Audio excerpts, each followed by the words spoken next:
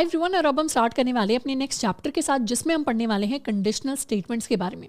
अब conditional statements exactly होती क्या है? डे टू डे बेसिस पर हमारी लाइफ के अंदर बहुत सारी डिफरेंट कंडीशंस हैं जो हमारी पूरी लाइफ को डिफाइन करती हैं। यानी फॉर एग्जांपल, आज अगर बहुत ज़्यादा सर्दी है तो हम चाय पियेंगे, लेकिन अगर आज बहुत ज़्यादा गर्मी है तो हो सकता है हम जूस पी लें। तो इस तरीके से टेम्परेचर एक कंडीशन है जो डिफाइन करता है कि हम क्या पीने वाले हैं या फिर हम क्या पहनने वाले हैं। ऐसी ही लाइफ के अंदर और भी बहुत सारी चीज़ें हैं। जैसे फॉर एग्जाम्पल, हमारे कॉलेज के अंदर कोई सॉफ्टवेयर होगा जो हर स्टूडेंट के लिए बताता है कि मार्क्स के बेसिस पर उनका एक्चुअल फाइनल ग्रेड क्या कैलकुलेट होकर आना चाहिए। या फिर कोई सिस्टम होगा जो बताता है कि हमारी एज के हिसाब से क्या हम अपने ड्राइविंग लाइसेंस के लिए इंडिया के अंदर अप्लाई कर सकते हैं या नहीं कर सकते।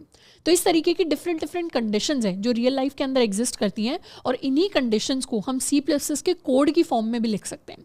अब C++ के अंदर कंडीशनल स्टेटमेंट्स को लिखने के 4 बेसिक तरीके होते हैं, जिसके अंदर हम पढ़ेंगे if else, else if statements, ternary operator and switch statements के बारे में।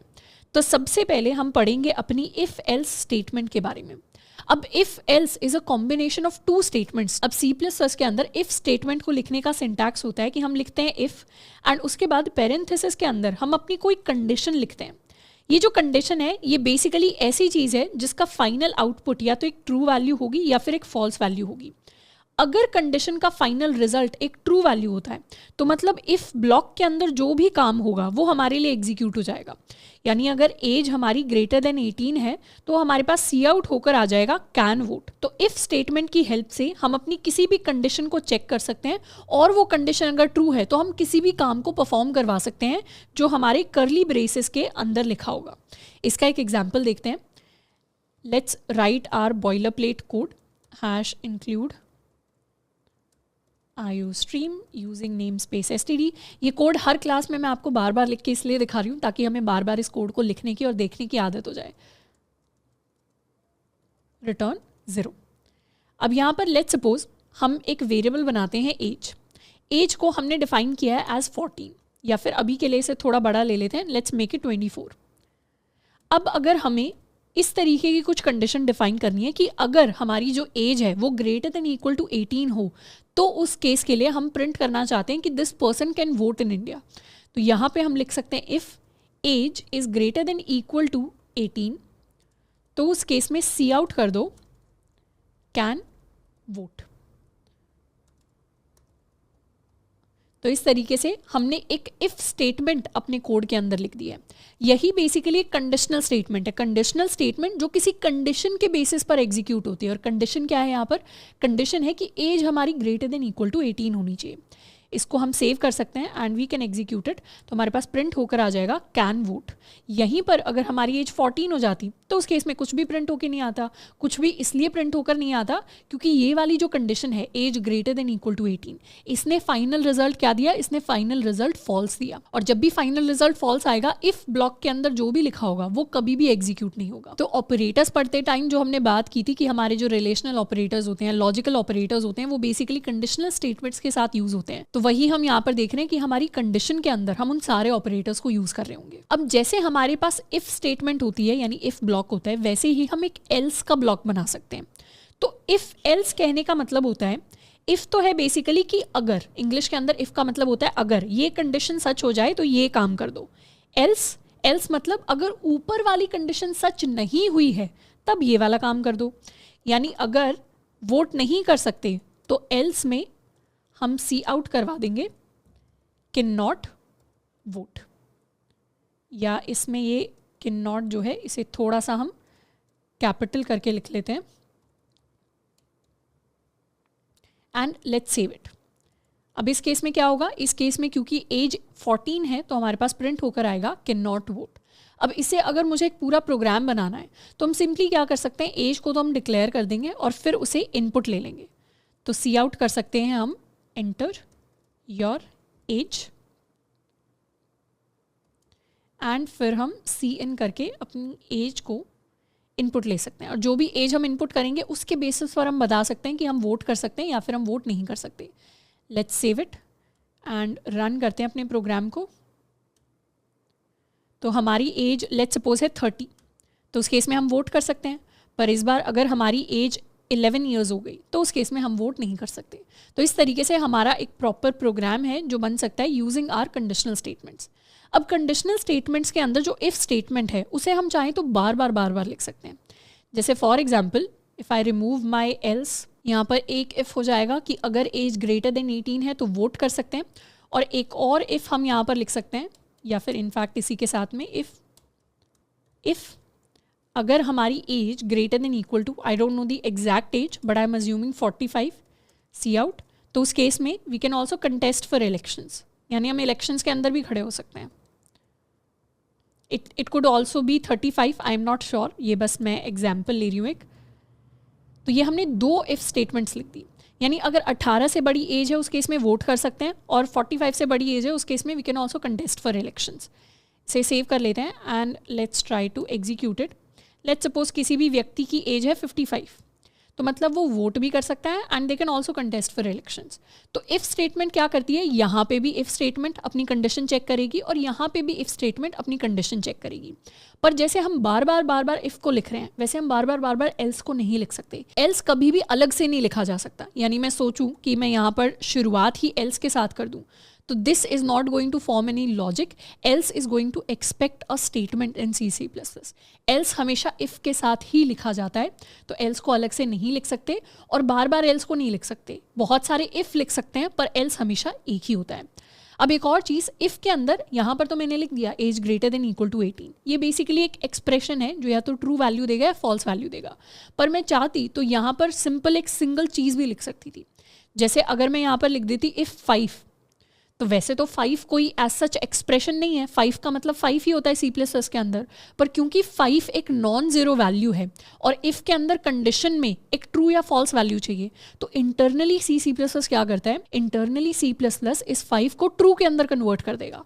और अगर मैं यहाँ पर 0 कर देती तो इंटरनली C++ 0 को फॉल्स के अंदर कन्वर्ट कर देता। अगर -5 कर देती तो भी इसे ट्रू की तरह लिया जाता इफ़ कंडीशन के अंदर। तो कभी भी अगर हम यहाँ पर इस तरीके से कुछ नंबर्स लिख देते हैं तो उनकी भी अपनी एक ट्रू या फॉल्स वैल्यू होती है। अब एक और प्रोग्राम छोटा सा क्रिएट करते हैं जिसके अंदर हम मार्क्स एंटर करवाएंगे स्टूडेंट के और हम फाइंड करेंगे कि स्टूडेंट पास हुआ है या फेल हुआ है। तो let's create a variable called marks. In fact हम इन्हें फ्लोटिंग भी रख सकते हैं, float marks, enter your marks, और यहाँ पर हम मार्क्स को एंटर करा लेंगे एंड उसके बाद लिखेंगे अगर हमारे जो मार्क्स हैं वो ग्रेटर देन इक्वल टू 33 हैं, उस केस में तो क्या होगा, उस केस में हम सी आउट करेंगे पास।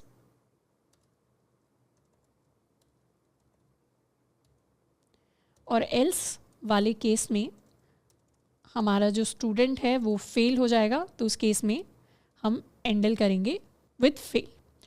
तो इसे एक बार एग्जीक्यूट करते हैं। हमारे जो मार्क्स हैं, let's enter our marks as 88%, तो उस केस में हम पास हो जाएंगे। पर यहीं पर अगर मैंने 15% एंटर किया होता या 15 मार्क्स एंटर किए होते तो फिर हम फेल हो जाते। तो ऐसे में अगर कोई भी ऐसी कंडीशन है जो इफ एल्स के लॉजिक में फिट करती है तो उसे C++ के अंदर इफ एल्स स्टेटमेंट्स की फॉर्म में हम लिख सकते हैं। नेक्स्ट हम सॉल्व करने वाले हैं कुछ practice questions based on if else. First question हमें कह रहा है print the largest of 2 numbers, यानी हमारे पास 2 नंबर्स आएंगे A और B। A के अंदर कुछ भी वैल्यू हो सकती है, B के अंदर कुछ भी वैल्यू हो सकती है। फॉर एग्जाम्पल A के अंदर 5 है और B के अंदर 10 है, तो हमें दोनों के अंदर जो भी लार्जेस्ट वैल्यू है उसे प्रिंट करवाना है। तो हमारे लिए इस बार आउटपुट के अंदर होना चाहिए 10।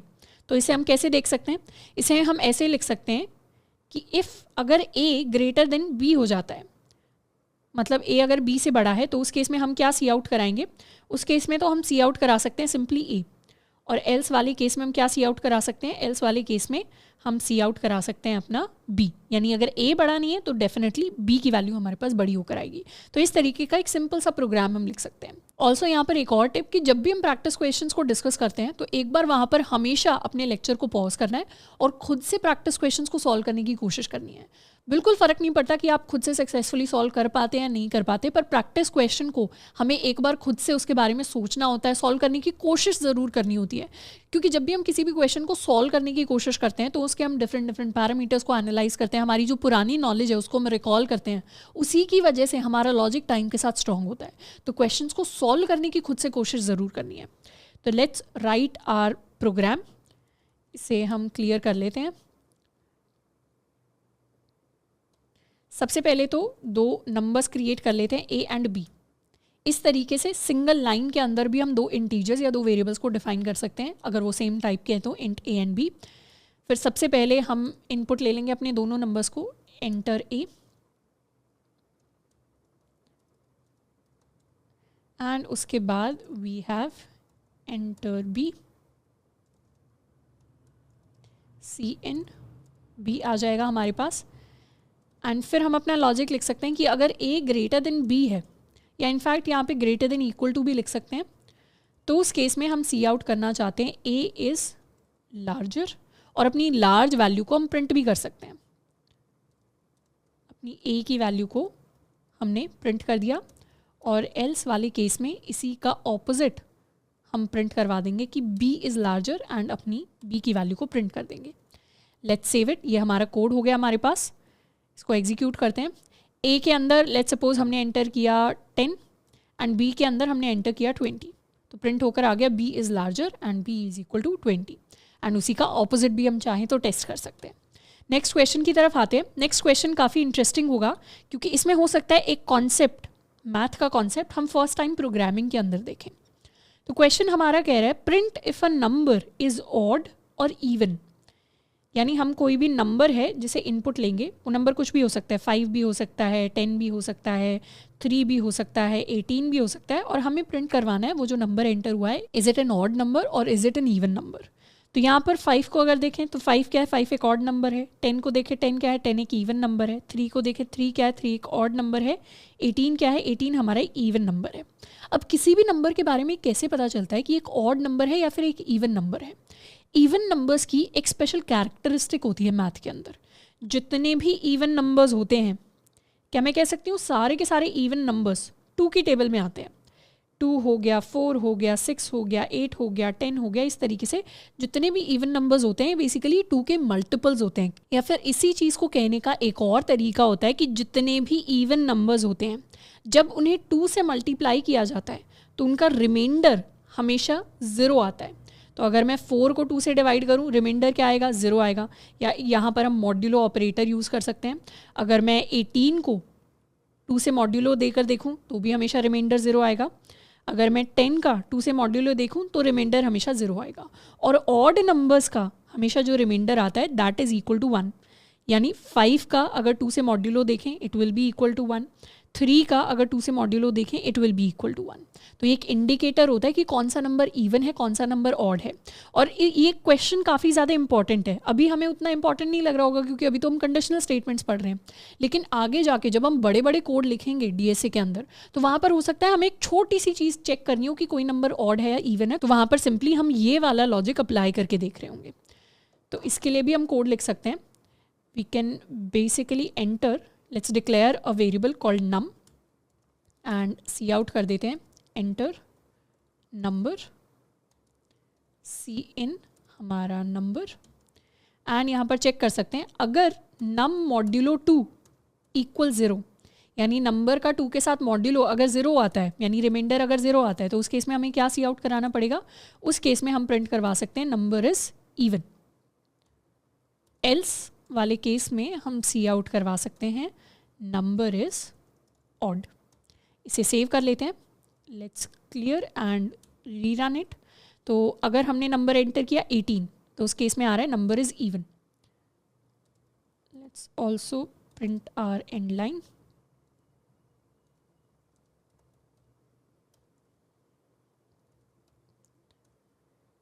पर वहीं पर if I try to enter 17 तो उस केस में ऑड आएगा। अगर 10 एंटर किया उस केस में इवन आएगा। अगर 5 एंटर किया तो उस केस में हमारे पास दोबारा से ऑड नंबर आएगा। अब नेक्स्ट हम बात करने वाले हैं एल्स इफ स्टेटमेंट के बारे में। इफ़ और एल्स स्टेटमेंट दो अलग अलग स्टेटमेंट होती है, पर एल्स इफ स्टेटमेंट हमारी एक सिंगल स्टेटमेंट होती है। एल्स इफ स्टेटमेंट को बेसिकली हम किसी भी इफ़ स्टेटमेंट के बाद यूज़ करते हैं। और इसका यूज़ केस क्या होता है? बेसिकली एल्स इफ स्टेटमेंट के अंदर हम एक और नई कंडीशन 2 को चेक कर सकते हैं। अगर इफ़ के अंदर जो भी कंडीशन है वो फॉल्स हो जाती है तो फिर एल्स इफ वाली कंडीशन चेक होती है। पर अगर ये कंडीशन ट्रू हो गई तो उस केस में एल्स इफ वाली कंडीशन चेक नहीं होगी। जैसे फॉर एग्जांपल यहाँ पे हमने एक प्रोग्राम लिखा है जिसमें हम मार्क्स चेक कर रहे हैं। अगर मार्क्स ग्रेटर देन 90 है तो उस केस में तो सी आउट कर देंगे ए कि हमारा ग्रेड ए हो जाएगा। पर अगर मार्क्स ग्रेटर देन 90 नहीं है मार्क्स ग्रेटर देन 80 हैं, मतलब 80 और 90 के बीच में है, तो उस केस में हम सी आउट कर देंगे the grade is equal to B, और बाकी सारी केसेस के लिए हम सी आउट कर देंगे the grade is equal to C. इसको एक बार करके देखते हैं। Let's create a variable int marks, और मार्क्स के अंदर लेट्स सपोज हमने स्टोर करा दिया 85। अब हम चेक करने की कोशिश करें क्या हमारे marks greater than equal to 90 हैं। अगर marks greater than equal to 90 हैं तो हमारा ग्रेड हो जाना चाहिए ए, या एल्स इफ हम एक और कंडीशन चेक कर सकते हैं, अगर marks greater than equal to 80 हैं तो उस केस में हम सी आउट करा देंगे बी, और बाकी सारे केसेस में हम सी आउट करा देंगे सी।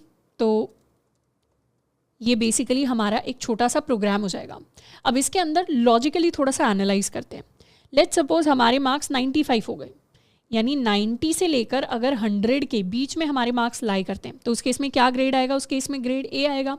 पर अगर 80 से लेकर 90 के बीच में हमारे मार्क्स लाई करते हैं, जैसे 85 हो गया, उस केस में ग्रेड आएगा बी, क्योंकि सबसे पहले ये कंडीशन चेक होगी तो ये तो फॉल्स हो जाएगी। उसके बाद हम इस कंडीशन को जब चेक करेंगे 85 के लिए तो ये कंडीशन ट्रू हो जाएगी और हमारे पास ग्रेड बी आकर प्रिंट हो जाएगा। और एक बार ये चीज़ अगर एग्जीक्यूट हो गई तो एल्स कभी भी एग्जीक्यूट नहीं होता। पर अगर मार्क्स लेस देन 80 हैं, यानी लेट्स सपोज मार्क्स 75 हो गए, तो 75 के केस में ये कंडीशन भी फॉल्स हो जाएगी, ये कंडीशन भी फॉल्स हो जाएगी, क्योंकि मार्क्स ग्रेटर देन 90 नहीं है, मार्क्स ग्रेटर देन 80 नहीं है, तो हमारे पास ग्रेड में सी आकर प्रिंट हो जाएगा। इसको एक बार चेक भी कर लेते हैं। अभी मार्क्स 85 है तो ग्रेड बी हमारे पास आकर प्रिंट होना चाहिए। Let's save it and re run it, तो ग्रेड बी आ जाएगा। पर यहीं पर अगर मार्क्स 95 हो गए तो ग्रेड हमारा ए आएगा, और यहीं पर मार्क्स अगर 75 हो गए तो उस केस में our grade will be equal to C. तो इस तरीके से डिफरेंट कंडीशंस हैं जो चेक हो रही हैं। अब यहाँ पर सबसे पहला सवाल जो हमारे दिमाग में एज अ बिगिनर आना चाहिए कि जब हम बार बार इफ़ लिख सकते थे तो हमें एल्स इफ की ज़रूरत क्यों पड़ी। मतलब यहाँ पर बिना एल्स के मैं सिंपली ये इफ़ भी लिख सकती थी, मेरे कोड के अंदर कोई एरर नहीं आता। पर लॉजिकली एक प्रॉब्लम आ जाती। लॉजिकली क्या प्रॉब्लम आती, इसे सेव करते हैं एंड एक बार अगर मैं 95 के लिए इस कोड को रन करूं तो उस केस में लॉजिकली क्या प्रॉब्लम आती कि मेरे पास ए और बी दोनों ग्रेड्स प्रिंट होकर आ जाते। ऐसा क्यों हुआ?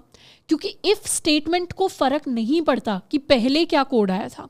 इफ़ स्टेटमेंट तो हर बार कंडीशन को चेक करेगी, यानी यहाँ पर इफ़ स्टेटमेंट कंडीशन को चेक करेगी क्या मार्क्स ग्रेटर देन 90 है। ऑब्वियसली मार्क्स ग्रेटर देन 90 है, तो उस केस में हमारे पास ए प्रिंट हो जाएगा। फिर हमारा कोड यहाँ, हमारा कंट्रोल यहाँ पर आएगा, क्योंकि यहाँ पे दोबारा इफ़ है तो दोबारा से कंडीशन चेक होगी। फ़र्क नहीं पड़ेगा पहले वाली कंडीशन सच थी या पहले वाली कंडीशन फॉल्स थी। यहाँ पे दोबारा चेक किया जाएगा कि क्या 95 ग्रेटर देन इक्वल टू 80 है। Obviously 95 is greater than equal to 80, तो दोबारा से हमारा ग्रेड जो प्रिंट होगा इस बार बी ग्रेड प्रिंट होगा।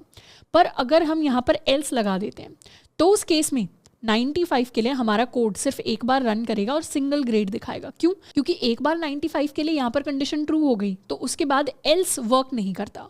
तो एल्स इफ स्टेटमेंट की स्पेशल कैरेक्टरिस्टिक ये होती है कि उसे याद रहता है कि पहले वाली स्टेटमेंट ट्रू थी या फॉल्स थी। अगर पहले कोड रन कर गया, पहले स्टेटमेंट कंडीशन ट्रू हो गई तो उस केस में ये कंडीशन चेक नहीं होगी। पर यहाँ पे अगर कंडीशन फॉल्स हो गई तो उस केस में हमारी ये वाली कंडीशन चेक की जा रही होगी। जबकि इफ़ मल्टीपल जो इफ्स होते हैं उनके केसेस में बार बार कंडीशन हमारी चेक होती है। नेक्स्ट हम सॉल्व करने वाले हैं एक और प्रैक्टिस क्वेश्चन जिसमें we are going to build an income tax calculator. तो बेसिकली हमारी जो भी इनकम है उसे हम यूज़र से इनपुट लेंगे एंड फिर इस इनकम के हिसाब से हमारा टैक्स जो है वो कैलकुलेट होगा। और टैक्स के भी स्लैब्स होते हैं, जैसे रियल लाइफ के अंदर टैक्स के स्लैब्स होते हैं कि इतनी से इतनी अमाउंट तक आपको इतने % टैक्स देना है, उसके ऊपर आपको इतने % टैक्स देना है, उसके ऊपर इतने % टैक्स देना है। तो वैसे ही हमने भी 3 स्लैब्स को क्रिएट किया है। ये स्लैब्स रियल लाइफ से इंस्पायर्ड हैं बट एक्चुअलिटी में इससे थोड़े से डिफरेंट होते हैं हमारे स्लैब्स। तो यहाँ पर अगर इनकम किसी की भी 5 लाख से कम है ईयरली तो उस केस में 0% टैक्स होगा। अगर 5 से 10 लाख के बीच में तो 20% टैक्स होगा, और 10 लाख से अगर ज़्यादा है तो उस केस में 30% टैक्स होगा। तो यहाँ पर what we can do is हम एक वेरिएबल बना सकते हैं इनकम एंड हम सी आउट कर देंगे यूज़र के लिए एंटर इनकम, और हमारी जो इनकम है उसे हम लैक्स के अंदर एंटर करवाएंगे ताकि हमें बार बार बहुत सारे जो ज़ीरोज़ हैं उनको ना स्टोर करना पड़े। तो let's see in are income and अब हमारा टैक्स कैलकुलेट होगा बेस्ड अपॉन इनकम स्लैब्स। अब इनकम के लिए चेक करेंगे, अगर हमारी जो इनकम है वो अगर लेस देन 5 lakhs हो जाती है तो उस केस में कुछ टैक्स आएगा। एल्स इफ़ अगर हमारी जो इनकम है वो ग्रेटर देन तो 5 है बट वो लेस देन 10 हो जाती है तो उस केस में एक अलग स्लैब आएगा। अब यहाँ पर अगर इनकम लेस देन 10 और बाकी सारे केसेस में यानी जब इनकम ग्रेटर देन 10 हो जाती है तो उस केस में या यहाँ पर ग्रेटर देन इक्वल टू कर लेते हैं, यानी 5 और 10 दोनों इंक्लूसिव है और बाकी सारी केसेस में ये स्लैब है 30% का, ये वाला हमारा स्लैब आ गया 20% का और ये वाला हमारा स्लैब आ गया 0% का। अच्छा, यहाँ पर आपके दिमाग में एक और सवाल आ सकता है कि अगर मुझे 2 कंडीशंस चेक करनी होती, यानी कल को यहाँ पर एक और स्लैब इंट्रोड्यूस हो जाता कि जिस भी लोगों की इनकम, लेट्स सपोज कोई भी रैंडम, कि जिस भी व्यक्ति की इनकम 12 से 15 के बीच में उनके लिए कुछ और परसेंटेज आते, तो हम 2 कंडीशंस को कैसे कंबाइन करते? तो हम 2 कंडीशंस को कुछ ऐसे कंबाइन करते कि हम लिखते एल्स इफ जिसकी income greater than equal to 12 है एंड जिसकी income less than equal to 15 है। तो इस तरीके से हम एंड को यूज़ कर सकते हैं, यानी एक अलग से हमारे पास स्लैब बन जाता जिसमें ये मेरी कंडीशन 1 होती, ये मेरी कंडीशन 2 होती और मुझे चाहिए कि दोनों कंडीशन सेटिस्फाई होनी चाहिए। तो इस तरीके से हम अपने लॉजिकल ऑपरेटर एंड को यूज़ कर सकते हैं टू कंबाइन 2 डिफरेंट एक्सप्रेशंस। तो रिलेशनल ऑपरेटर्स को तो हमने काफ़ी बार देख लिया, इस तरीके से हमारे लॉजिकल ऑपरेटर्स यूज़ होते हैं 2 कंडीशंस को कंबाइन करने के लिए। तो अभी के लिए इसे हम हटा लेते हैं and let's try to calculate our tax. In fact एक और वेरिएबल यहाँ पे क्रिएट कर सकते हैं, इंट टैक्स। तो यहाँ पर tax is going to be 0%, तो tax is going to be 0। यहाँ पे टैक्स क्या होगा? यहाँ पे टैक्स होगा 20% के इक्वल, तो tax is going to be 0.2 multiplied by my income. In fact tax को इंट की जगह हम एक फ्लोटिंग वैल्यू के अंदर कन्वर्ट कर लेते हैं, तो यहाँ पे 20% ऑफ इनकम हो जाएगा एंड इसी तरीके से यहाँ पर 30% ऑफ इनकम हमारा टैक्स हो जाएगा और लास्ट में जाकर हम अपने टैक्स को प्रिंट भी कर सकते हैं, जैसे C out tax is equal to. अब वैसे तो टैक्स को डायरेक्टली प्रिंट कर सकते हैं पर इसे लैक्स के अंदर कन्वर्ट करने के लिए we can multiply our tax amount with 1 lakh.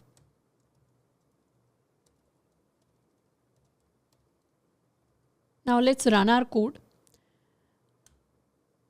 अगर मेरी जो इनकम है, let's suppose my income is equal to 8 lakhs, तो उस केस में टैक्स कितना होगा? उस केस में टैक्स होगा 1,60,000 के इक्वल। वहीं पर दूसरी तरफ if my income is let's suppose equal to 20 lakhs, तो उस केस में टैक्स होगा 6 lakhs के इक्वल।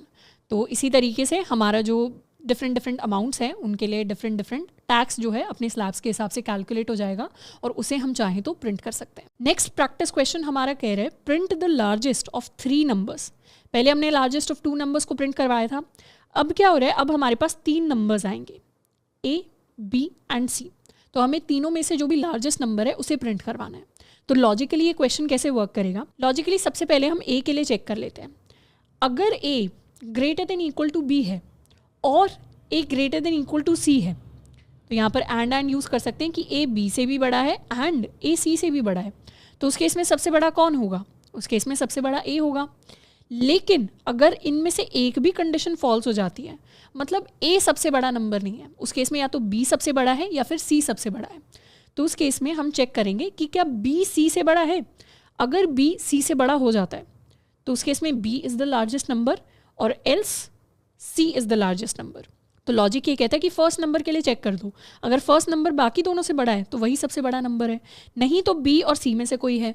तो B को चेक कर लो, B क्या C से बड़ा है? क्योंकि A से तो फ़र्क ही नहीं पड़ता। अब B अगर C से बड़ा है तो B is the largest number, नहीं तो C is the largest number. तो इसी लॉजिक को हमें कन्वर्ट करना है टू कोड। तो इसे कोड में कन्वर्ट करने के लिए पहले तो अपने 3 नंबर्स को हम इनपुट लेंगे, ABC, C out, enter A। हम C इन कर लेंगे अपने A को। इसी तरीके से we are going to enter B and C। फिर चेक कर लेंगे कि अगर A greater than equal to B है and A is greater than equal to C, तो उस केस में लार्जेस्ट कौन हो जाएगा? लार्जेस्ट इज़ सी, और सी की वैल्यू को भी हम चाहें तो लार्जेस्ट इज़ ए, और ए की वैल्यू को भी हम चाहें तो प्रिंट कर सकते हैं। एल्स इफ़, अगर ऐसा नहीं हुआ तो उस केस में हम बी और सी को कंपेयर करेंगे। तो अगर B greater than equal to C हो गया तो उस केस में मुझे क्या करना है, उस केस में हम प्रिंट कर देंगे लार्जेस्ट इज़ बी, और बी की वैल्यू को प्रिंट कर देंगे। और एल्स हमें पता है largest is going to be equal to C, फिर हम सी की वैल्यू को प्रिंट कर देंगे। तो ये हमारा पूरा का पूरा कोड हो जाएगा to find the largest of 3 numbers. We can execute our code. A में लेट्स सपोज हमने एंटर किया 45, बी में हमने एंटर किया 100, और सी में हम एंटर कर रहे हैं 92। तो the largest is B which is equal to 100। तो इस तरीके से लार्जेस्ट ऑफ 3 नंबर्स हमारे पास प्रिंट होकर आ जाएगा। नेक्स्ट हम बात करने वाले हैं एक और स्पेशल ऑपरेटर के बारे में which is called the ternary operator. अब टर्नरी ऑपरेटर इफ़ एल्स को लिखने का ही एक छोटा तरीका होता है, यानी टर्नरी ऑपरेटर को यूज़ करना कंपलसरी नहीं है। जो सारे काम टर्नरी ऑपरेटर से हो सकते हैं वो सारे काम इफ एल्स से भी हो सकते हैं। बस कई बार हमारे पास बहुत छोटी सी कंडीशन होती है, जैसे फॉर एग्जांपल हमारी कंडीशन है चेक करना कि हमारी एज अगर ग्रेटर देन 18 है या नहीं है। अगर ग्रेटर देन 18 है तो हमें ट्रू चाहिए, नहीं है तो हमें फॉल्स चाहिए। तो इसके लिए जब हम इफ एल्स कंडीशन को क्रिएट करते हैं तो हो सकता है हमारा कोड 4 लाइनों में आए, 5 लाइनों में आए। तो वहीं पर उसी चीज़ को शॉर्ट में यानी एक लाइन में लिखने का तरीका होता है हमारे टर्नरी ऑपरेटर्स। टर्नरी ऑपरेटर किसे कहते हैं? ये जो क्वेश्चन मार्क का सिंबल और जो कोलन का सिंबल होता है, ये जब कंबाइन करते हैं तो इसे हम टर्नरी ऑपरेटर कहते हैं। ये कैसे वर्क करते हैं? बेसिकली टर्नरी ऑपरेटर किसी भी कंडीशन को चेक करता है। पहले हम अपनी कंडीशन लिखते हैं और कंडीशन को लिखने के बाद हम क्वेश्चन मार्क लगाते हैं। क्वेश्चन मार्क का मतलब है बेसिकली ये कंडीशन सच है या नहीं है। अगर कंडीशन ट्रू है तो क्वेश्चन मार्क के बाद हमारी 2 स्टेटमेंट्स लिखी होती हैं। तो कंडीशन अगर ट्रू देती है तो उस केस में तो फर्स्ट स्टेटमेंट एग्जीक्यूट होगी, और कंडीशन अगर फॉल्स दे दे तो उस केस में सेकंड स्टेटमेंट एग्जीक्यूट होगी। और ये फिक्स्ड है, दोनों स्टेटमेंट कभी एग्जीक्यूट नहीं होती। ट्रू के केस में फर्स्ट स्टेटमेंट एग्जीक्यूट होती है, फॉल्स के केस में सेकंड स्टेटमेंट एग्जीक्यूट होती है। और इन स्टेटमेंट्स के अंदर अगर कोई वैल्यू लिखी है तो लेफ्ट साइड में जो भी वेरिएबल होगा उसके अंदर वो वैल्यू असाइन हो जाएगी। जैसे फॉर एग्जाम्पल एक सिंपल सा हम कोड लिखते हैं। Let's remove all of this. अब लेट्स सपोज हमने एक बूलियन वेरिएबल बनाया इज़ एडल्ट। इज़ एडल्ट में अभी हमने कोई वैल्यू स्टोर नहीं की है। अब इज़ एडल्ट के अंदर हम स्टोर करेंगे क्या मेरा यूज़र एडल्ट है या फिर यूज़र एडल्ट नहीं है। तो अगर एज ग्रेटर देन 18 होती है तो इज़ एडल्ट के अंदर 1 वैल्यू आ जाएगी यानी ट्रू वैल्यू आ जाएगी, और नहीं है तो उसके अंदर फॉल्स वैल्यू आ जाएगी।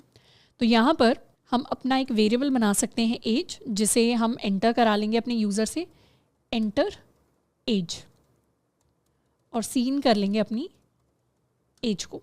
अब एज के बेसिस पर हमें इज़ एडल्ट की वैल्यू को फाइंड आउट करना है। तो एक तो तरीका है इफ एल्स स्टेटमेंट्स को यूज़ करने का कि अगर एज हमारी ग्रेटर देन इक्वल टू 18 है तो उस केस में इज़ एडल्ट के अंदर क्या वैल्यू आ जाएगी, it will have a true value, और एल्स के केस में इज़ एडल्ट के अंदर हम फॉल्स वैल्यू को स्टोर करा देंगे। तो एक तो इस तरीके से हम अपने कोड को लिख सकते हैं। इसी लाइन को लिखने का एक और तरीका है कि मैं लिख दूँ इज़ एडल्ट इक्वल्स एज क्या ग्रेटर देन इक्वल टू 18 है, क्वेश्चन मार्क। तो ये मेरी कंडीशन होगी, क्या एज मेरी ग्रेटर देन इक्वल टू 18 है, जिसे हम चेक कर रहे हैं। अगर ग्रेटर देन इक्वल टू 18 है तो मेरे इज एडल्ट में ट्रू स्टोर होना चाहिए, तो यहाँ से हम रिटर्न कर देंगे ट्रू। नहीं तो क्या स्टोर होना चाहिए, नहीं तो स्टोर होना चाहिए फॉल्स। तो ये जो पूरा लॉजिक है जो यहाँ पर 4 लाइनों में 5 लाइनों में लिखा जा रहा था, इसे बेसिकली हमने एक सिंगल लाइन के अंदर कन्वर्ट कर दिया, और फाइनल रिजल्ट के ऊपर कोई फर्क नहीं पड़ेगा, दोनों का ही सेम मतलब है। तो जो काम टर्नरी ऑपरेटर से करते हैं वो इफ एल्स से तो कर ही सकते हैं, पर कई बार इफ एल्स इतना सिंपल होता है कि उसे हम एक सिंगल लाइन के अंदर लिखना चाहते हैं, तो उसी को लिखने का तरीका हमारे टर्नरी ऑपरेटर्स होते हैं। इसका एक और एग्जाम्पल हो सकता है, let's suppose we want to find out the larger of 2 numbers या लार्जेस्ट ऑफ 2 नंबर्स हम फाइंड आउट करना चाहते हैं, और हमारे पास 2 नंबर्स हैं, जैसे int a is equal to 10 हो गया, int b is equal to 5 हो गया। ये 2 नंबर्स हैं। अब लार्जेस्ट ऑफ 2 नंबर्स को हम एक वेरिएबल है लार्जेस्ट, इसके अंदर स्टोर करना चाहते हैं, तो कैसे करें? तो बेसिकली हम कंपेयर कर सकते हैं। अगर a greater than equal to b है, क्वेश्चन मार्क, तो उस केस में लार्जेस्ट ऑफ 2 नंबर्स क्या हो जाएगा, a हो जाएगा। नहीं तो लार्जेस्ट ऑफ 2 नंबर्स क्या हो जाएगा, b हो जाएगा। तो लार्जेस्ट के अंदर हमारी लार्जेस्ट नंबर की वैल्यू आकर स्टोर हो जाएगी, और फाइनली हम सी आउट कर सकते हैं अपनी लार्जेस्ट इज अपनी लार्जेस्ट वैल्यू को।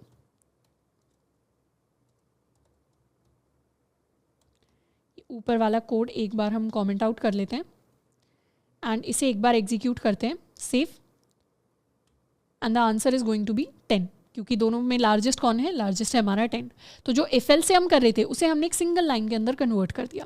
इसी तरीके से अगर हम ऑड या इवन वाला अपना कोड दोबारा लिखना चाहें, तो अगर हमारे पास कोई भी नंबर है, let's suppose we have a number equal to 13, अगर हम पता करना चाहते हैं if the number is odd और इवन, तो उस केस में हम क्या कर सकते हैं, int is odd, number odd है या नहीं ये फाइंड आउट करने के लिए, या इनफैक्ट नंबर इवन है या नहीं ये फाइंड आउट करने के लिए हम क्या कर सकते हैं, अपने नंबर मॉड्यूलो 2 को कंपेयर कर सकते हैं। अगर वो 0 के इक्वल है तो मतलब नंबर इवन है, तो ट्रू स्टोर करा दो, नहीं तो फॉल्स स्टोर करा दो। इज इवन बेसिकली इंटीजर नहीं, इसे एक बूलियन वेरिएबल बना लेते हैं जो बताएगा नंबर मेरा इवन है या नहीं है।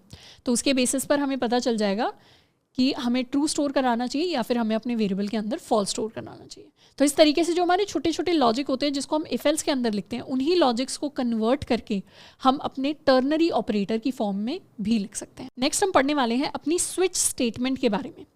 Switch statement is basically like pressing a switch. जैसे हमारे घर में काफ़ी सारे स्विचेस होते हैं, किसी स्विच को अगर हम ऑन करते हैं तो हमारी लाइट ऑन हो जाती है, हमारा पंखा चलने लगता है, उसी को अगर हम ऑफ़ कर दें तो चीज़ें ऑफ हो जाती हैं। वैसे ही स्विच स्टेटमेंट वर्क करती है कुछ, कि हमारे पास एक स्विच होता है जो या तो ऑन होता है या फिर वो ऑफ रहता है। अब वैसे तो स्विच स्टेटमेंट प्रैक्टिकली डीएसए के अंदर या एल्गोरिदम्स के अंदर या कंपेटिटिव प्रोग्रामिंग के अंदर प्रैक्टिकली हम उतना ज़्यादा यूज़ नहीं करते। इनफैक्ट शायद ही आगे कोई चैप्टर आएगा जिसमें हम स्विच स्टेटमेंट को यूज़ कर रहे होंगे, पर फिर भी प्रोग्रामिंग के अंदर इंपॉर्टेंट कॉन्सेप्ट होता है स्विच का। इंटरव्यूज़ के अंदर कभी कभी छोटा मोटा आपसे आधा नंबर का, 1 नंबर का कोई क्वेश्चन पूछ लिया जाएगा, इसीलिए हम स्विच स्टेटमेंट को पढ़ते हैं। बाकी प्रैक्टिकल केसेस में एल्गोरिदम्स या डेटा स्ट्रक्चर करते टाइम स्विच का उतना ज़्यादा यूज़ हमें देखने को नहीं मिलेगा। अब स्विच स्टेटमेंट कैसे काम करती है, स्विच के अंदर हम अपना कीवर्ड लिखते हैं स्विच, और पेरेंथेसिस के अंदर हम कोई वेरिएबल लिखते हैं। तो स्विच स्टेटमेंट के अंदर कौन सी चीज़ एग्जीक्यूट होगी, कौन सी चीज़ एग्जीक्यूट नहीं होगी, वो इस वेरिएबल की वैल्यू के ऊपर डिपेंड करता है। फॉर एग्जाम्पल मैंने यहाँ पर कोड लिखा हुआ है कि अगर मेरा कोई वेरिएबल है डे, ये मेरा इंटीजर टाइप का वेरिएबल है जिसके अंदर कोई भी वैल्यू स्टोर हो सकती है। इसके अंदर वैल्यू 1 भी हो सकती है, 2 भी हो सकती है, 3 भी हो सकती है, 4 भी हो सकती है, एंड इस तरीके से। तो मुझे क्या करना है, मुझे अगर ए वैल्यू है तो मुझे प्रिंट करवाना है मंडे, 2 वैल्यू है तो मुझे ट्यूसडे प्रिंट करवाना है, 3 के लिए वेंसडे प्रिंट करवाना है, 4 के लिए थर्सडे प्रिंट करवाना है, 5 के लिए मुझे फ्राइडे प्रिंट करवाना है, एंड इस तरीके से। तो ये काम अगर मैं इफ एल्स से करूँ तो मेरे पास बहुत सारे इफ एल्स आ जाएंगे। जैसे if I have a variable day जिसके अंदर लेट्स सपोज हमारे पास 3 है वैल्यू, और यहाँ पर मैं इफ एल्स अगर यूज़ करूँ, डे की वैल्यू अगर 0 है तो उस केस में सी आउट कर दो मंडे। इस तरीके से अगर मैं लिखूँ, इफ़ डे की वैल्यू अगर 1 है तो उस केस में सी आउट कर दो ट्यूसडे। अब वैसे तो लिखने को तो कोड इस तरीके से भी लिखा जा सकता है, पर इस तरीके से क्या होगा, कोड हमारा थोड़ा सा बल्कि हो जाएगा अगर इसी सेम इफ एल्स कंडीशंस को मैं 7 बार लिखने वाली हूँ या 8 बार लिखने वाली हूँ for a final else condition. पर इसी चीज़ को एक और कॉम्पैक्ट तरीके से लिखने का तरीका हमारी स्विच स्टेटमेंट होती है। तो स्विच स्टेटमेंट कहती है कि शुरुआत में लिखो स्विच कीवर्ड। स्विच कीवर्ड के अंदर हम अपना वेरिएबल डिफाइन करेंगे कि किस वैल्यू के बेसिस पर हमारे केसेस सच होने वाले हैं, यानी डे वैल्यू के बेसिस पर हम अपनी कंडीशन को चेक करेंगे। तो स्विच के अंदर बेसिकली हम केसेस डिफाइन करते हैं। हम लिखते हैं केस और उसके बाद पॉसिबल वैल्यू, यानी केस अगर 1 होगा, केस 1 कहने का मतलब है डे की वैल्यू अगर 1 होगी तो उस केस में हमें मंडे प्रिंट करना है। डे की वैल्यू अगर 2 हो जाएगी, यानी केस 2 अगर ट्रू हो जाएगा तो उस केस में हम ट्यूसडे प्रिंट करवाना चाहते हैं, एंड सो ऑन। तो केस के सामने जो भी वैल्यू होती है उसे हम अपने वेरिएबल के साथ कंपेयर करने की कोशिश करते हैं। तो केस अगर 1 हो जाएगा तो उस केस में हम सी आउट करवा देंगे मंडे, कुछ इस तरीके से। केस अगर 2 हो जाएगा तो उस केस में हम सी आउट करा देंगे ट्यूसडे। केस अगर 3 हो जाएगा यहाँ पर तो उस केस में हम सी आउट करा देंगे वेंसडे। पर यहाँ पर एक स्पेशल चीज़ होती है कि अगर एक बार केस मेरा ख़त्म हो गया, यानी केस 1 के ट्रू होने पर क्या काम होना चाहिए वो अगर मैंने यहाँ पर लिख दिया तो कोलन के बाद क्या काम होना चाहिए वो हम लिखते हैं। उसके बाद हमेशा स्विच स्टेटमेंट के अंदर हम एक कीवर्ड लिखते हैं which is my break keyword. अब ये ब्रेक कीवर्ड क्यों लिखा है? ब्रेक कीवर्ड इसलिए लिखा है क्योंकि अगर स्विच स्टेटमेंट में कोई भी केस ट्रू हो जाता है, जैसे इसका एक डेमो देखते हैं। लेट्स सपोज यहाँ पर डे की वैल्यू 1 है और मैंने 3 डेज़ के लिए लॉजिक डिफाइन किया है। तो यहाँ पर अगर केस 1 के साथ ही मैच हो गया तो 1 ही ट्रू हो गया, तो उस केस में मेरे पास मंडे तो प्रिंट हो ही जाएगा, पर उसके बाद वाले जितने भी केसेस होंगे वो भी प्रिंट हो जाएंगे, मतलब वो भी एग्जीक्यूट हो जाएंगे। तो यहाँ पर ट्यूसडे भी प्रिंट होगा, वेंसडे भी प्रिंट होगा। जैसे if I execute my code तो मेरे पास मंडे, ट्यूसडे, वेंसडे तीनों वैल्यूज़ प्रिंट होकर आने वाली है। बट अगर मैं यहाँ पर ब्रेक लगा दूँ, ब्रेक करने का मतलब है कि सिर्फ एक ही स्टेटमेंट को प्रिंट करना है, बार बार प्रिंट नहीं करना है। ब्रेक मतलब यहाँ से निकल जाओ, ब्रेक मतलब ये जो कर्ली ब्रेसेस हैं अब इससे बाहर निकल जाओ, आगे का कुछ भी प्रिंट करवाने की ज़रूरत नहीं है। तो इस बार ब्रेक की वजह से मेरे पास एक तरीके से ब्रेक लग जाएगा और सिर्फ मंडे प्रिंट होगा। तो ऐसे ही हर एक केस के बाद हम अपना ब्रेक जो स्टेटमेंट है उसे यूज़ करते हैं कुछ इस तरीके से। तो अपना जो पूरा प्रोग्राम है, we can create an entire program out of it. ये मेरा केस 4 हो जाएगा, जिसके अंदर वील हैव थर्सडे। इसी तरीके से हमारे पास केस 5 हो जाएगा, जिसके अंदर हम फ्राइडे प्रिंट करवा देंगे। एक हमारे पास केस 6 हो जाएगा, जिसके अंदर हम सैटरडे प्रिंट करवा देंगे। तो आई होप हमें समझ में आ रहा होगा कि स्विच वाले कोड भी बड़े होते हैं इफ एल्स की तरह, पर क्योंकि ये क्लीनर तरीका है कोड को लिखने का, थोड़ा सा क्लीन एस्थेटिक तरीका है, इसीलिए हम स्विच स्टेटमेंट को यूज़ करते हैं। एंड ये हमारे पास संडे हो जाएगा। और एक डिफ़ॉल्ट केस भी होता है लास्ट में। डिफ़ॉल्ट बेसिकली कहता है कि अगर इनमें से कुछ भी सिचुएशन सच नहीं हुई तो डिफ़ॉल्ट को रन कर दो। डिफ़ॉल्ट के अंदर जैसे यहाँ पर हम प्रिंट करवा सकते हैं इनवैलिड डे। इनवैलिड डे मतलब अगर 1 में से 7 में से कुछ भी नहीं हुआ, लेट्स सपोज 15 हो गया, तो 15 का तो कोई डे ही नहीं होता वीक में, तो यहाँ पे हम इनवैलिड डे ये चीज़ प्रिंट करवा देंगे। तो ये हमारा प्रॉपर एक स्विच स्टेटमेंट हमने एक तरीके से लिख दी है, which is a combination of a lot of cases and default statement. तो यहाँ पर अपने डे को हम इनपुट भी ले सकते हैं। We can do C out enter day और सी इन कर सकते हैं हम अपने डे की वैल्यू को, और अब डे के हिसाब से हम अपना डे का नाम प्रिंट करवा सकते हैं। तो इसे कर लेते हैं क्लियर। ओके, तो यहाँ पर run and basically let's suppose if my day is number 4 तो मेरे पास थर्सडे प्रिंट होकर आ जाएगा। If my day is number 7 तो संडे प्रिंट होकर आ जाएगा। बट अगर मैंने कोई इनवैलिड नंबर एंटर कर दिया जैसे 15 तो इनवैलिड डे मेरे पास प्रिंट होकर आ जाएगा। So this is how switch statement works in C++। अब नेक्स्ट हम एक प्रैक्टिस क्वेश्चन सॉल्व करने वाले हैं, which is to build a calculator using switch for the 4 basic arithmetic operations. कौन से 4 बेसिक एरिथमेटिक ऑपरेटर्स के लिए हम एक कैलकुलेटर बनाना चाह रहे हैं जो plus, minus, multiply and divide कर सके। तो कैलकुलेटर क्या क्या वैल्यूज़ इनपुट लेगा पहले तो वो देख लेते हैं। कैलकुलेटर के अंदर इनपुट में एक तो 2 नंबर्स आ रहे होंगे A और B, जिनके ऊपर बेसिकली ऑपरेशंस परफॉर्म होने हैं। These are my operands. उसके बाद एक और कैरेक्टर हम इनपुट लेंगे, और ये कैरेक्टर क्या होगा, ये कैरेक्टर बेसिकली हमारा सिंबल होगा। यानी अगर यूज़र प्लस एंटर करेगा तो हमें पता चलेगा हमें ऐड करना है, माइनस एंटर करेगा तो हमें पता चलेगा हमें सब्ट्रैक्ट करना है, मल्टीप्लाई एंटर करेगा या डिवाइड एंटर करेगा तो हमें ऑपरेशन का पता चलेगा। तो 3 चीज़ें हैं जो इनपुट होंगी, A, B एंड उसके साथ में हमारा ऑपरेटर का कैरेक्टर। फिर हमें कंडीशन किस पे लगेगी, कंडीशन हमारे सिंबल्स पे लगेगी कि अगर प्लस सिंबल एंटर हुआ है तो A प्लस बी प्रिंट करवाओ, मल्टीप्लाई सिंबल एंटर हुआ है तो A multiplied by B print करवाओ, माइनस सिंबल एंटर हुआ है तो A माइनस बी प्रिंट करवाओ। इस तरीके से हम कंडीशंस लगाएंगे अपने कैरेक्टर की वैल्यू पर, और फिर फाइनली हम अपना रिजल्ट डिस्प्ले करेंगे। अब ये जो सवाल है इसको करने के अलग अलग तरीके हो सकते हैं। हम इफ एल से भी इस सवाल को कर सकते हैं, हम स्विच से भी इस सवाल को कर सकते हैं। तो सबसे पहले इस सवाल को हम इफ एल से करने वाले हैं। तो लेट्स राइट आवर लॉजिक। सबसे पहले तो हमारे पास 2 नंबर्स होंगे A एंड B जो हमारे ऑपरेंड्स बनेंगे, और एक कैरेक्टर होगा, इसे हम कह देते हैं ऑपरेटर, या थोड़ा छोटा रख देते हैं, लेट्स कॉल इट OP। सबसे पहले तो हम A और B को इनपुट कर देंगे, एंटर A, C इन कर लिया हमने A, एंड इसी तरीके से हम एंटर करवा लेंगे B को, C इन कर लेंगे B को, एंड इसी तरीके से हम एंटर करवा देंगे अपने ऑपरेटर को, एंड इसे अपने OP के अंदर हम एंटर कर लेंगे। तो हमारे पास तीनों चीज़ें तैयार होकर आ गई हैं। अब हमें क्या करना है, अब हमें अपना पूरा लॉजिक लिखना है कैलकुलेटर का। तो कैलकुलेटर के अंदर कैरेक्टर को बेसिकली हम कंपेयर करेंगे। अगर हमारा जो ऑपरेटर है if that is equal two plus, तो सिंगल कोट्स के अंदर प्लस के साथ उसे कंपेयर कर लेंगे। अगर ऑपरेटर की वैल्यू प्लस के इक्वल है तो उस केस में हमें प्लस करना है, तो हम सी आउट करवा देंगे A, या a plus b equals, let's give some spacing, is equal to, यहाँ पर कर देंगे a plus B and end line. Else if, अगर मेरा जो ऑपरेटर है, if this is equal to minus, तो उस केस में इसकी लाइन को कॉपी कर लेते हैं, पेस्ट कर लेते हैं। माइनस के लिए हम a माइनस बी कर देंगे। एल्स इफ अगर operator is equal to multiply, तो यहाँ पे हम मल्टीप्लाई करने वाले हैं, तो मेरे पास एस्टरिस्क आ जाएगा। और एल्स इफ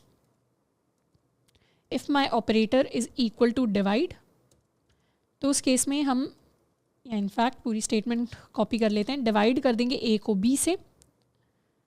और एक एल्स का केस रख लेते हैं जिसमें हम सी आउट करने वाले हैं बेसिकली इनवैलिड ऑपरेटर। मतलब हो सकता है ऑपरेटर के अंदर कोई डॉलर का सिंबल लिखकर भेज दे जो इन सारे सिंबल्स के साथ मैच नहीं करता, तब तो हमारा कैलकुलेटर में एरर ना आए, इसलिए हम सिंपली सी आउट करवा देंगे इनवैलिड ऑपरेटर। तो इस तरीके से हमने अपना कैलकुलेटर बिल्ड कर लिया है। Let's save it and execute our code.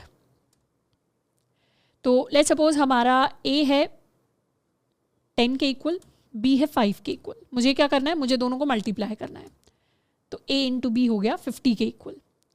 इसी तरीके से let's suppose a is equal to 10, b is equal to 5, मुझे दोनों को डिवाइड करना है, तो 10 डिवाइडेड बाय 5 हो गया 2 के इक्वल। तो इस तरीके से अब मेरा कैलकुलेटर कंप्लीटली फंक्शन कर रहा है। तो ये तो हो गया कैलकुलेटर बनाने का तरीका यूजिंग इफ एल्स। तो इफ एल्स से हमने इस तरीके से अपनी कंडीशंस लिखी। इसी सेम चीज़ को हम स्विच से भी लिख सकते हैं। जैसे स्विच से अगर हम करना चाहें तो I can simply write switch, और किस वेरिएबल के ऊपर डिपेंडेंट होंगे हमारे केसेस हमारे इस ऑपरेटर के ऊपर डिपेंडेंट होंगे। तो यहाँ पर वेरिएबल में OP आ जाएगा, माई ऑपरेटर। एंड अब हम केसेस डिफाइन कर सकते हैं। पहला केस होगा प्लस का। प्लस के केस में मुझे क्या करना है, इसी लाइन को कॉपी कर लेते हैं, this is what I want to do, and साथ में ब्रेक। फिर हमारा सेकंड केस आ जाएगा माइनस का। माइनस के अंदर हम ये वैल्यू प्रिंट करना चाहते हैं, एंड साथ में इनफैक्ट यहीं पर मैं लिख देती हूँ ब्रेक। तो प्रॉपर स्पेसिंग अभी मैं नहीं दे रही क्योंकि लॉजिक हमने ऑलरेडी कवर कर लिया है। थर्ड हो जाएगा हमारा केस मल्टीप्लाई का। मल्टीप्लाई के अंदर ये वाली स्टेटमेंट। फोर्थ केस हो जाएगा हमारा डिवाइड का। डिवाइड के अंदर हमारी डिवाइड वाला C out. And third fifth is my default case जिसमें I am going to print invalid operator. Last में हम ब्रेक इसलिए नहीं लिखते स्विच के अंदर क्योंकि इवेंचुअली मतलब ब्रेक हो ही गया है, इसके बाद कुछ एसएस डिफ़ॉल्ट के बाद कोई केसेस नहीं होते, तो हमें ब्रेक की ज़रूरत नहीं पड़ती। थोड़ा सा चाहें तो इन्हें स्पेसिंग दे सकते हैं। तो ये हमारी स्विच से हमने सेम लॉजिक को लिख दिया। इसे भी टेस्ट आउट कर लेते हैं। Let's comment it out, save. तो अब हमारा नंबर लेते हैं नंबर 6 एंड b हो जाएगा 3। दोनों को मुझे ऐड करना है तो मेरे पास a plus B is equal to 9 आ जाएगा। दोबारा से 6 एंड 3 मैं सब्ट्रैक्ट करना चाहती हूँ तो इस बार मेरे पास आ जाएगा a minus B is equal to 3। तो इस तरीके से हमारी डिफरेंट कंडीशनल स्टेटमेंट्स वर्क करती हैं C++ के अंदर। और इन्हीं कंडीशनल स्टेटमेंट्स को यूज़ करके हम बहुत सारे लॉजिक हैं जो अपने कोड के अंदर लिख सकते हैं। आने वाली क्लासेस के अंदर हम और ज़्यादा काफ़ी बार कंडीशनल स्टेटमेंट्स को यूज़ करेंगे। नेक्स्ट लेक्चर के अंदर हम लूप्स को पढ़ेंगे, हम लूप्स को यूज़ करेंगे और इतनी बार हम ये सारी जो चीज़ें हैं बार बार लिख देंगे कि हमें अपने C++ सिंटैक्स की आदत हो जाएगी। जैसे एक चीज़ आपने नोटिस की होगी कि हमने सी आउट स्टेटमेंट को इतनी बार लिख दिया है कि अब हमें आदत होगी है सी आउट स्टेटमेंट लिखने की। या फिर हमारा ये जो बॉयलर प्लेट कोड है इसकी भी अब हमें लिखने की थोड़ी सी आदत जो है वो होनी स्टार्ट हो गई होगी। तो अभी जो हम C++ के अंदर प्रोग्रामिंग के कॉन्सेप्ट्स पढ़ रहे हैं वो बेसिक कॉन्सेप्ट्स हैं जिन्हें हम इतनी बार लिख लेंगे डेटा स्ट्रक्चर एल्गोरिथम करते टाइम कि हमें कोड लिखने की आदत हो जाएगी और एक पॉइंट के बाद हमें सोचना नहीं पड़ेगा कि सी आउट क्या करता है, सी आउट कैसे काम करता है। एक पॉइंट के बाद हमें पता होगा कि ये इस तरीके से काम करता है और फिर हम इन चीज़ों को सिंपली यूज़ कर रहे होंगे।